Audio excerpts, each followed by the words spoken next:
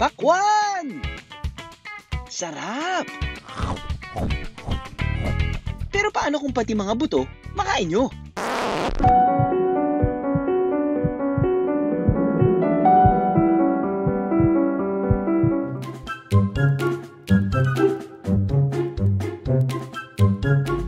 O huwag na munang umiyak dahil may kwento ko para sa inyo. Ang mag-inang ibon. Sa isang mataas na puno, sa gitna ng kagubatan, inuwian ng inang ibon ang anak niya ng isang prutas.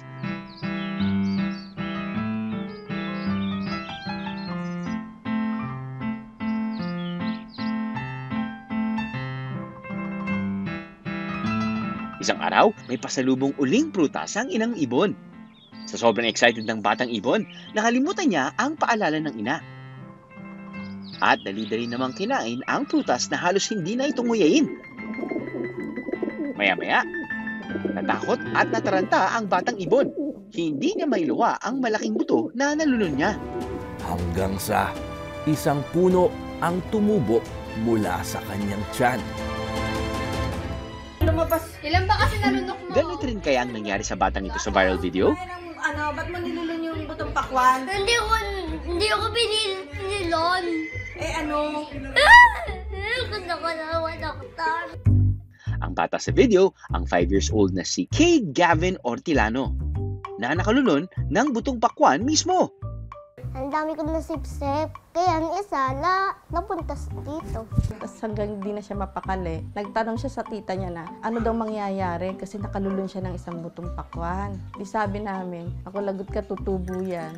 Ano daw gagawin niya para mawala? Ilan ba kasi nalunok mo? Ang video nilang ito umabot sa mahigit 6 million views na ngayon and counting. Butong pakwan? Hindi ako binilon. At umabot pa sa ibang universe. Saan? Well, sa TikTok universe. Hindi ako binilon. Gusto ko na doktor. Gusto ko magpa-doktor, ma. May pera ka, papacheck up. Mahal ba? Speaking of original, alam nyo ba ang butong pakwan na nalulon ni Cade at madalas natin kainin ay ang mismong buto ng pakwan na prutas. Binibilad at niluluto ang buto ng pakwan para maging pangmeryendang butong pakwan. Ang tanong, okay lang kayang makalunon ng buto ng prutas? Tutubo nga ba ito sa tiyan? Para alamin yan, samahan natin ang squad members na sina Bryce at Lian sa isang museum sa Taguig para pag-aralan ang body system na responsable sa mga kinakain natin, ang digestive system. Isi-simulate or ipakikita through representation kung ano ang nangyayari sa pagkain kapag nasa loob na ng katawan. Okay, now, kunin natin yung palanggana with bread. Okay. Yes, yan yung ida-digest natin. Nagsisimula ang digestion sa bibig o sa pagsubo natin ng pagkain. Nguyayin ito ng mouth, papunta sa pharynx o lalamunan. Ano yung unang ginagawa natin kapag kumakain tayo? Chew. Opo. Tama, okay. Sige, himayin natin yung bread. And so, ito yung magsisilbing laway dun sa ating experiment.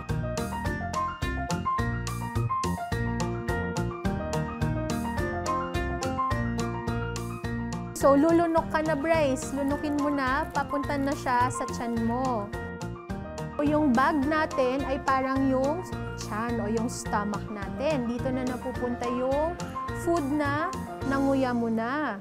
Then dadaan naman sa isang tube na ang tawag ay esophagus, na direktang nakakonekta sa ating stomach. Dito na sa stomach naglalabas ng acids at powerful enzymes para mas madurog pa ang mga pagkain. Lalagay na natin yung stomach juices natin, okay? Opo. So yung soda, ayan po yung nagsisilbing stomach juices. Yes, tama. Okay, sige, hawakan mo yan.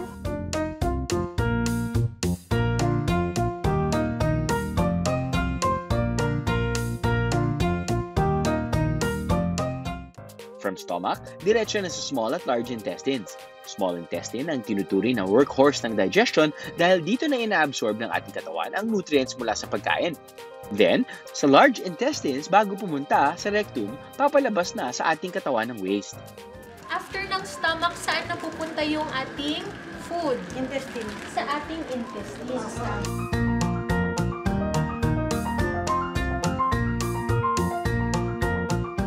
So ngayon, natulak na mula sa tiyan papunta sa small intestines yung ating food. So lalo pa siyang nadadigest at na-absorb ng ating katawan yung mga nutrients na kinain natin. Magta-travel po siya pababa ng small intestines. Tapos, pag nakuha na po yung ating mga nutrients, dadaan pa po siya dun sa large intestines at ma-absorb din yung mga tubig at other liquids. So, yung mga hindi po kailangan na ng katawan o yung excess, yun na yung lalabas sa ating body as your poop.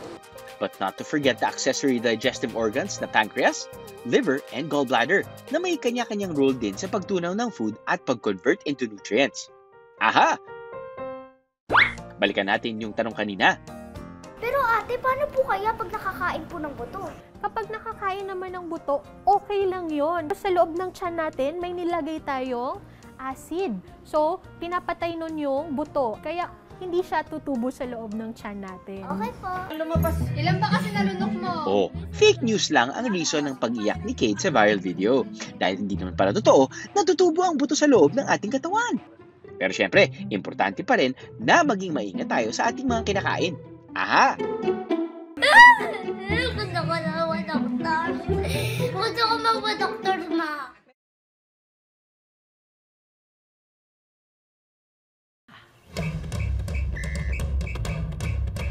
Matanong ko kayo, kung may isang prutas na hindi kayo magsasawang kainin araw-araw, ano ito? Mansanas, avocado, ubas. Sige, subukan pa natin ang galing at taste nyo. Alam niyo ba kung anong prutas to? Para siyang luyos na ninunguya ng mga matatanda. First time of my life na nakakakita ako ng ganitong uri ng prutas. Sige na nga. Baka sa lasa mahulaan nyo na. Hindi ko maintindihan. Paano? Durian? Sa amoy pa lang niya.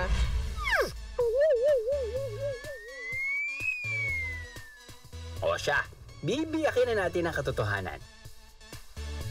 Ayun na nga, ang ahamoy ng tagumpay.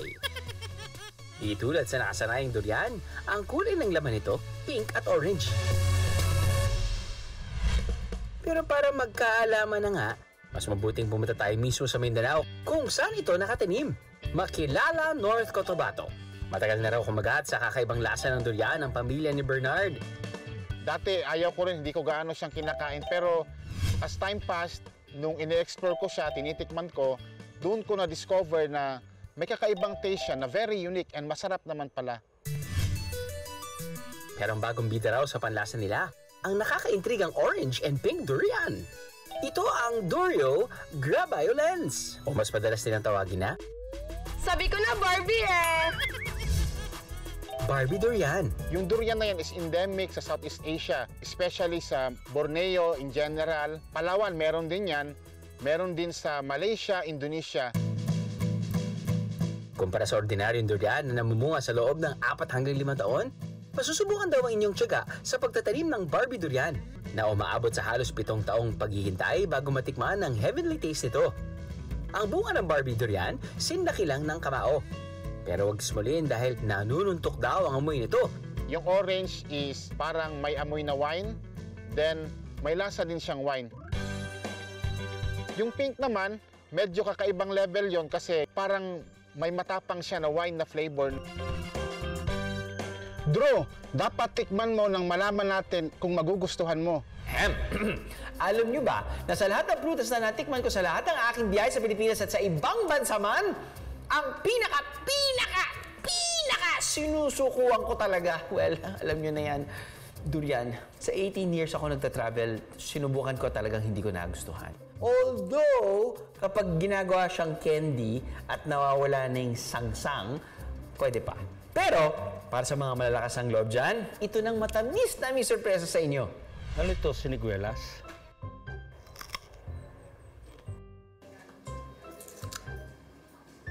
Para po siyang mansanas. Mistulang mansanas na kulay berde. At ito ang apple of the eye ngayon sa online world. Masarap. Ang bali-balita kasi, ang prutas na ito, kaya raw pumuksa ng cancer. Ito na nga be, ang prutas na kung tawagin ay jujube. Nagmula ang jujube sa pamilya ng flowering plants na kung tawagin ay Ramaceae. Kadalasan itong isang puno, shrubs o vines. Dahil exotic ito sa Pilipinas, marami ang nagulat nang malaman na may nagsulputang jujube sa Pilipinas. Hindi raw pauhuli dyan ang mga taga-Talisay, Batangas. So, sa full pagkabata ko, yung aking mga lolo't lola, aking mga magulang, paghahalaman talaga yung hanap buhay nila. Nung matikman ko yung bunga niya, mas masarap talaga sa apple. Ang tamang paraan daw sa pagtatanim nito, grafting, kung saan pinagsasama ang dalawang bahagi ng mga halaman para lumaki silang iisa. Tatalian siya para hindi matanggal, tsaka para ma-develop yung graft niya.